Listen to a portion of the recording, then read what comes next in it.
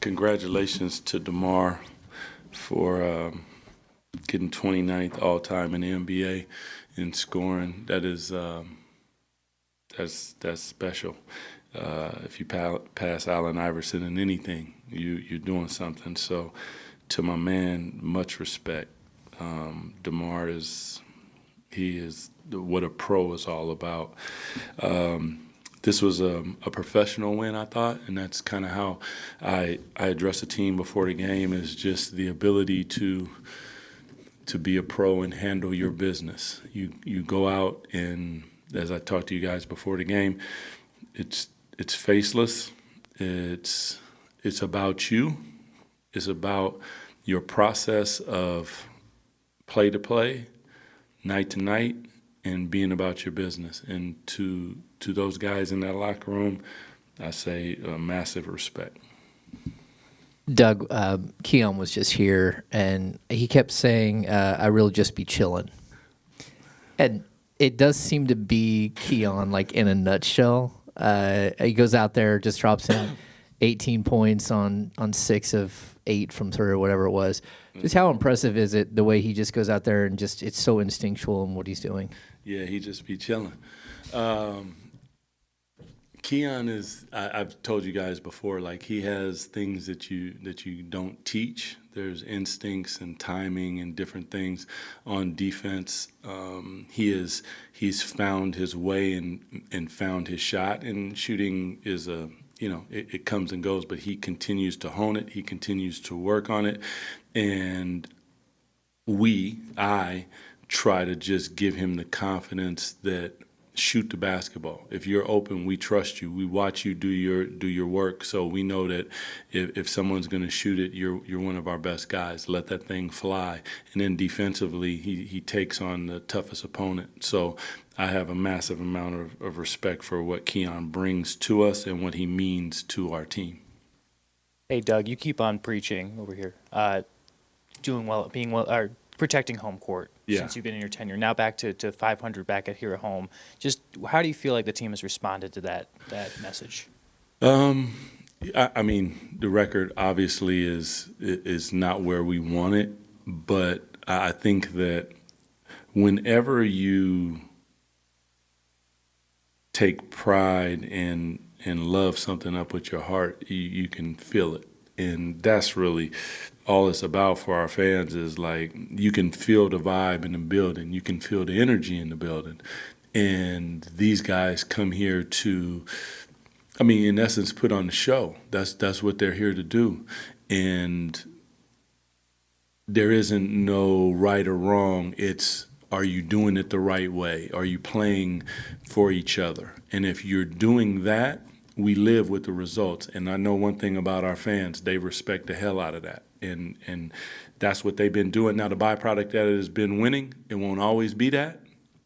But when they walk off the floor, I want the fans to understand that these guys come and they play with their heart.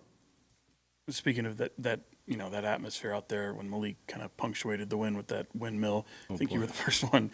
Almost met him at midcourt. I mean, just the joy that you talked about, kind of with this team, kind of reaching a crescendo all of a sudden. Yeah. Just how much do you think that's kind of been infectious for you guys?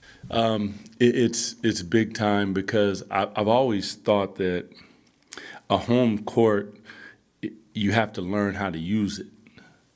And we never really understood how to vibe with our fans to our advantage. And part of that is, like, I've been in that situation, and I know that when you get the opportunity to do that, you do that. And they're going to give it up to you. So those type of moments, I'm excited for them. For the fans. But even, like, my guys, I'm like super excited, because I know, like, it means everything to the players. They're playing hard. They're working together. They're doing all the things that we're asking of them. And then the fans come out and they support them. And that really, it means everything. DC, we know De'Aaron Fox can score. This is back-to-back games where he hasn't really had to, or hasn't had the scoring nights that we've come used to. But a 13-assist night tonight, made some big winning plays against Houston defensively, especially in the fourth quarter. How valuable is it to have a star that can go beyond just putting the ball in the bucket, and when he's having a quote-unquote off night, he can impact the game in other ways? You know, I told you guys before the game, like, in my opinion, this isn't an off night for De'Aaron because scoring isn't everything in basketball. Like, this guy is, like, he's like that. And the fact that he can affect the game without putting the ball in the bucket all the time is next level, man. Like, he's drawing people, finding people, and then guess what? On the night when it clicks, you're gonna be like, damn. And like, I am super excited and proud of him, man. Like, how he goes about his business. There are times where I'm like, you want this play? He's like, nah, my man's rolling. Let's rock with it. And I'm like, okay. Like, that's maturation. That's leadership. I'm here to win the ball game. I'm not here to be whatever everyone thinks I need to be. And that, to me, is everything. To watch him go on the journey and then to be on the journey with him. Like, this is probably, it sounds weird, but one of his better games. Like, he controlled the game in a way that the stats don't indicate, and that's big time. Yeah. Doug Domas, his three-point shooting this year has been, so impressive in terms of efficiency, volume is up, all those things. And I know you're familiar with the process in terms of like how he got here.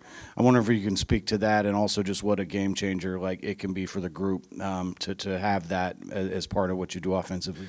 Yeah, working with Domas these last 3 summers, just watching him go about his business, like working through it with him, talking through it with him, up at early mornings, late nights in the gym.